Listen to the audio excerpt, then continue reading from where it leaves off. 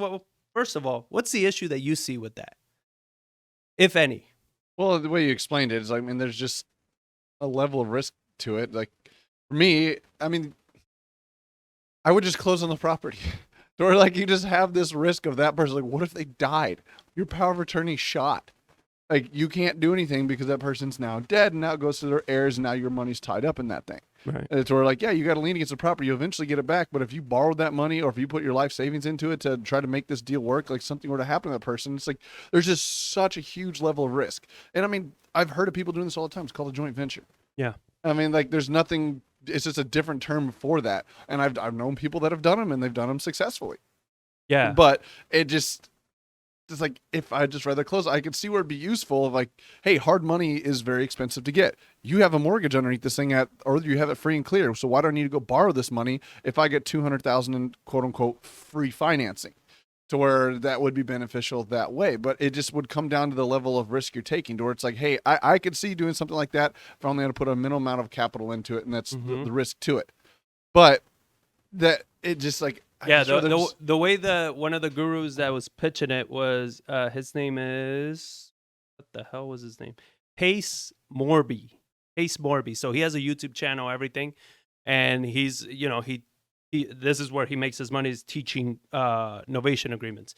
And please, again, keep in mind, I'm not saying I'm against novation agreements or anything. I'm just putting out there what I've researched and what I've gathered and our points of view on it, right? So one of my concerns is you're not taking title to the property. Therefore, you're not doing any title search for it. You're not checking out, is there even a clear title? Is there any liens? Does this person even have the right to sell that home? Yeah. Like you're not doing any, and I mean, we come across it how often with the properties we come across. That's like when we run title, it's like, wait, you're not the one that's allowed to even sell this house. Yeah. What are you doing getting contracts? Yeah, right? that's where I just look at it of just like, I don't know. I could see where it'd be useful in certain scenarios, but it's not a end all to be all marketing strategy of how you can do this with no money down kind of ordeal, which is, I'm sure that's how it's being pitched. Oh, it's 100% how it's being pitched. It's saying because, you say, why not just buy it? Well, you got to have the money for that. Okay. You got to have the money for rehab too. So, yeah. So if you don't have the money for the rehab, right? Let's say you personally, because this is a no money down kind of thing, you don't have the money for rehab, you are going to get a loan. And that loan, chances are, is going to be in a second lien position because the majority of people have a mortgage. Yeah. So which lender is going to give you a second lien position on a property you don't own? Yeah. No, I mean, that's what I said. Like, you would need to do exactly like you said. You'd get it under contract. You have a contract or somebody do a full title search to the thing. You get a power of attorney. You get documents drafted up. It's just risky. It is like there's an unnecessary level of risk that I think is being marketed in a way that shouldn't be. But I'm not saying there aren't certain scenarios to where it makes sense to do something like that. Yeah. Like the joint ventures, I mean, they just say like, hey, I'd see it being useful. It's like, it's really too tight for me to really want to mess with for what price you want. But I could see your point of like, yeah, I could see where this could be worth that amount of money.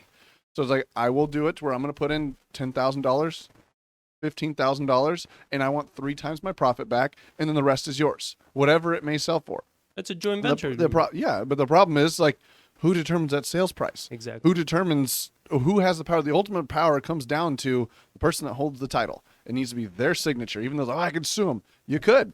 Well, who's going to pay for that? Well, you can't force somebody to get rid of a property, but that's a very expensive process. Yeah. So it would have to, because we've done one of these deals before with some partners out of Austin, to where they put the money up to do something and they wanted 3 times back, and then after that they split the profit afterwards. Yeah. I was like, those happen all the time, but a lot of times, how much of a headache was it when they did it? There's just a lot of risks and pitfalls in that, where you really, like, literally you're going into business with that seller. So you have to think like, how ethical are you? I just met you. We've had maybe 30 minutes, 45 minutes worth of conversations. Mm-hmm. And now we're going to go into business together. Yep. So it would have to be very certain situations and have to trust the people. I just don't see it being a good strategy. And we have